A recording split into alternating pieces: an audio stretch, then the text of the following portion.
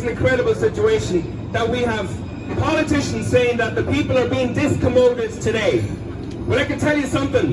If discommoding people was illegal, half the dollar would be in jail at the moment when the race to the taxes are in.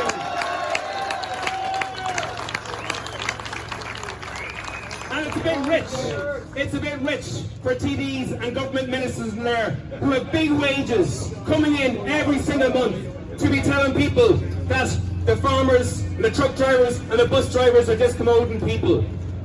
The people who are here today are living hand to mouth. The money you make this month pays for your mortgage next month. It pays for the finance on the vehicles next month. If you don't earn this month, you go to the wall next month.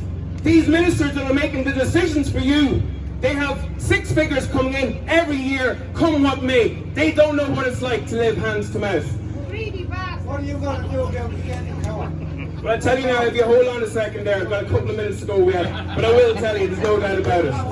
First of all, what we're looking here, the people who are here today are the cogs in the economy.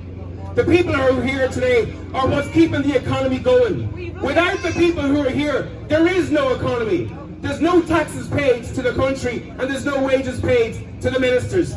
If the ministers had a bit of cop on, the first thing they would have done is they would have asked for your representative to come in, sit down and ask what's needed, instead of dictating against these people.